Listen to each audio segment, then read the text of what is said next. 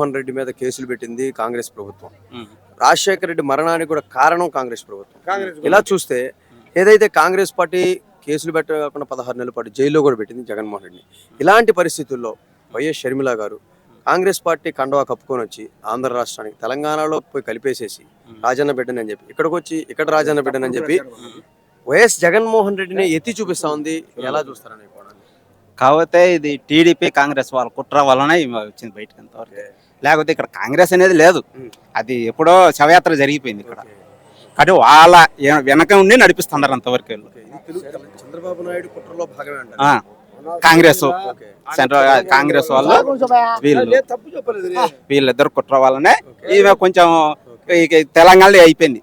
అక్కడ పోయేసి ఇక్కడికి వచ్చి ఇక్కడ వీళ్ళ ప్రోత్సాహంతో ఇక్కడికి వచ్చి వీళ్ళను కొంచెం ఏదంటే వీళ్ళని చెడగొట్టాలి, వీళ్ళ కుటుంబంలో కొంచెం విడదీయాలని పెడుతుంది. ఇదే పరిస్థితుల్లో చూస్తారా అవినాష్ రెడ్డి గారు ఏదైతే నిరంతరం ప్రజల్లో ఉండి ఒక్క క్షణం కూడా ఆయన పోతే ఏకుంజాను 3ంటికే ప్రజా దర్బారాన్ని ప్రజల మధ్యలో ఉంటారు. ప్రజల సమస్యను ఆయన సమస్యగా భావించి తీరుస్తూ ఉంటారు.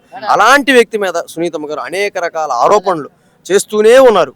ఇలాంటి పరిస్థితి మానసికంగా ఆయన కృంగదీయడం కోసమా, అసలు ఏంటి వీళ్ళ ఎజెండా ఏంటన్నా? మానసికంగా కృంగిపోయే వ్యక్తి కాదు ఆయన ఎల్లప్పుడూ ప్రజలకు అందుబాటులో ఉంటూ వాళ్ళని చూస్తుంటాడు అంతవరకే. కాబట్టి అది ఏదో ఏం జరిగిందో అది వాళ్ళకి తెలియాలి, దేవునికి తెలియాలి. కాకపోతే ప్రజల మనిషి ఆయన. ఎప్పుడైనా నేను 2 సార్లు పోయిన పులివెందులకు, 2 సార్లు పోయినా. వేరే వాళ్ళ అవసరం, నా అవసరం కాదు, వేరే వాళ్ళ అవసరం కోసం వాళ్ళ అవసరానికి వాళ్ళకు లెటర్ ఫార్వర్డ్ చేసే వాళ్ళకు వాళ్ళ ద్వారా అది ప్రాసెస్ లో జరుగుతుంది అంతవరకు. ఏదేమైనా కావచ్చు, అన్నదమ్ములు ఇద్దరు ప్రజల కోసం పరితపిస్తూ ప్రజల క్షేమం కోసమే పోరాడుతూ ఉంటే ఇక్కడ తోబుట్టువులు వీళ్ళిద్దరు కూడా బురద జల్లుతూ ఉన్నారు. ప్రజలు ఎలా గమనిస్తారంటారు? మేము వారసులం అని చెప్పుకుంటూ మరీ చేస్తా ఉన్నారు. అది ప్రజలు నమ్మే స్థితిలో లేరు.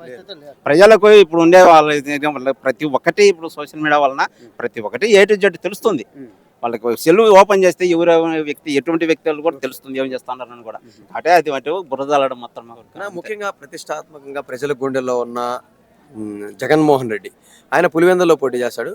ఆయన మీద తెలుగుదేశం పార్టీ తరఫున బీటెక్ రవి గారు పోటీ చేస్తా ఉన్నారు. ఆయన చెప్తా ఉన్నాడు జగన్మోహన్ రెడ్డిని ఓడిస్తాను అని చెప్పి అంటాడు, పులివెందుల్లో చరిత్ర మారుస్తాను అని చెప్పి అంటున్నాడు. మీరు ఎలా జరుగుతుంది అంటారు? అది ఇంకా రాబోయే 100 సంవత్సరాల తర్వాత జరుగుతుందేమో, ఇప్పుడైతే జరగదు. అది రాబోయే 100 సంవత్సరాల తర్వాత బతికుంటే వాళ్ళు, ఇప్పుడైతే జరగదు. ఇప్పుడు ఏనంత వరకే జరగదు. అది కంచుకోట. ఇప్పుడు పులి ఉంటే మిగతా వాళ్ళు పారిపోతారు కదా, నక్క పారిపోయినట్టుగా ఆయన నిలబడితే అంతే, ఎవరు రారా. అది